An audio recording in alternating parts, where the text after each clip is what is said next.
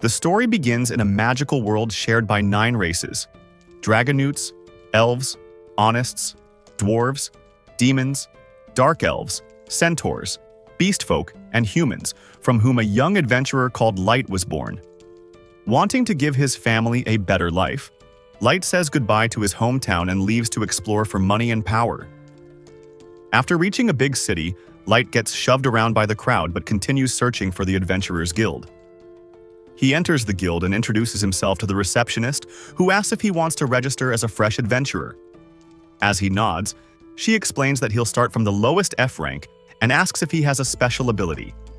Light says that he has an unlimited Gacha ability, which allows him to roll for random cards and summon them. After he summons a broken fork in front of her, the receptionist is left speechless. Embarrassed, Light tries acting like silverware isn't the only thing he can summon, but his next rolls just give him a bunch of rotten snacks. Light is disappointed that his luck decided to betray him at the worst moment, and the receptionist confirms that he deserves the pathetic rank. After receiving his adventurer's card, he asks her for some quests, and she tells him to search on the guild's job board. At the mention of job posts, Light feels awkward, and the receptionist realizes that he can't read the board.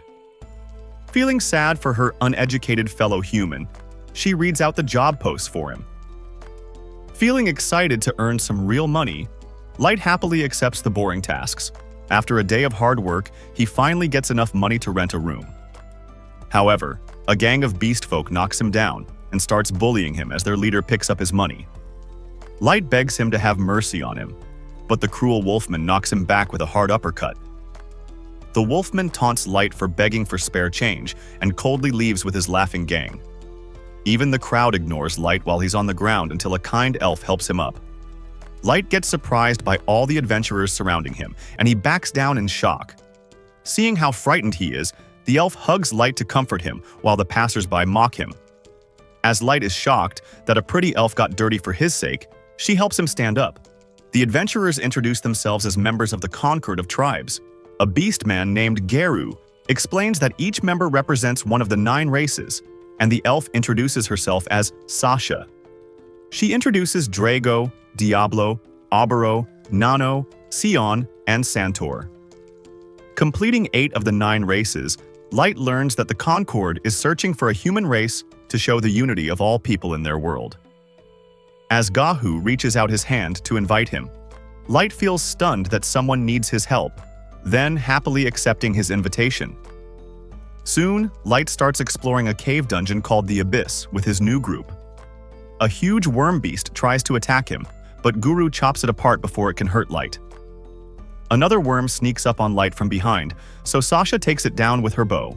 She scolds Light for being so careless, reminding him that they're exploring the world's most dangerous dungeon. Sasha warns him that he could die easily in this place. She sits down and takes care of his wounds. Noticing her acting like his mommy, the other party members start teasing Sasha for spoiling Light so much. While blushing like a tomato, Sasha acts like she totally doesn't love Light and claims that she's just trying to protect a fellow group member. As the party members ignore her weak excuse, Sasha gets more defensive. However, Drago steps in and cheers up Light, saying that he makes excellent tea for their team. With his motivation, the group heads deeper into the dungeon. As the group stops at a dead end, Drago stops them. Light thinks they're going to take a break, so he starts preparing some tea for them. However, Drago tells him that they don't need the tea since they're kicking Light out of their party. Light thinks it's some kind of prank, but Drago harshly repeats his words as Light remains stunned. Giru also tells him that he's out, so Light asks him why they're dumping him. Gao tells Light that their group doesn't need him, and Sasha feels disgusted by his foolishness. Even Kion and Nano start mocking Light for being so pathetic, while the demons are relieved that they can finally get rid of him. Light asks why they're being so cruel to him after all the kindness they showed him earlier. Goru reveals that they were just faking their kindness to make him join their party. Light wonders why their powerful party needed him, and Drago says that it's because of his special ability. He explains that they recruited Light in hopes that he'd be an overpowered maestro, but his ability is just too trash. Light points out that his unlimited Gacha ability was never useful, and Goru agrees with him. He mocks Light for being a talentless human, so his party doesn't need his dead weight anymore, knowing he was a failure all alone. He wonders why it took her friends so long to dump him. Meanwhile, Sasha feels relieved that she can marry her master instead of ending up with the pathetic human kid. As Light feels overwhelmed by this shocking information, Drago decides to finish the job with him. After he tells Gao to clean up Light, he finally realizes the danger he's in. Watching their hostile stares, Light learns that his party will finish him to avoid him getting stronger later and trying to take revenge. Gao draws his claws and swipes at Light's cheek, who looks at the blood flowing from the cut. As the party members coldly look on, Light runs away screaming. Guru tells him that the Abyss monsters will have him for brunch. However, Sasha shoots an arrow at his leg to prevent him from escaping. Struggling in pain, Light collapses from the hit, and Guru takes pleasure in his suffering.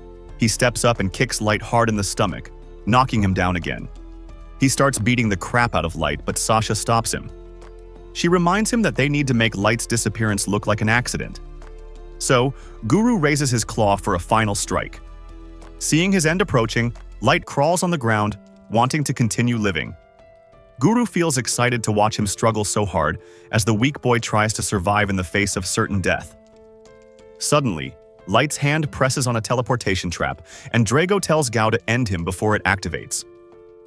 However, it safely teleports Light away before the Beastman can reach him. Afterward, Light wakes up elsewhere in the dungeon. Still suffering from heavy injuries, he thinks that any random monster will eat him, even if he survives a bit longer. As the harsh chill of the cave reminds Light of his loving family, he starts crying. Light recalls how kind the Concord was after their first meeting and wonders why they turned out so cruel, thinking about their cold expressions after taking him to the dead end. Light feels angered by their betrayal. He feels confused by the powerful masters and Concord's higher-ups, wondering how he got involved with such crazy people. His confusion turns into fury as he vows revenge. Light gets up, determined to cut down all of them, but feels a cold gaze staring at his back. He turns around and sees a level 1 Orthus beast stalking him. Light wonders what such a broken monster is doing here and realizes that the trap teleported him to the deepest level of the abyss. As the Orthus approaches him, Light thinks about an escape. He starts desperately spamming his unlimited Gacha ability, praying to get a miracle. With a final frantic press, Light summons a huge magic circle. He stares in disbelief as the Gacha device releases a powerful aura, summoning an ancient fairy. Recognizing Light as her master, the mysterious fairy chops up the monster like an onion. The monster's shattered remains fall down, and the fairy lands gracefully to the ground.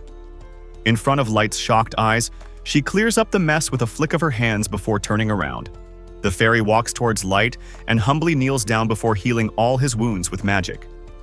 She apologizes to Light for healing him without permission, since she couldn't bear seeing him injured. Light introduces himself, feeling disbelief that he just rolled the most overpowered fairy in the world. The fairy falls in love with his name and starts repeating it before swearing her complete loyalty to him. Not knowing her identity, Light awkwardly asks for her name. So, she reveals that she's the level 9999 ever-seeking maid called May. May explains that she's a super ultra-rare card from Light's Gacha. Light says that the Gacha only produces junk, thinking there's no way he pulled a powerful being like her. May thinks he completely deserves her and begs him to accept her. Seeing her pitiful face, Light finally agrees, and May thanks him for his favor. She then asks Light to examine his Gacha ability, and he feels surprised that she has the appraisal skill.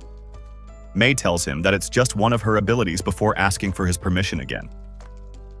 Once Light agrees, May's eye starts glowing as she examines him, seeing that the Gacha provides him with layers of secret protection. May feels impressed by his powerful ability.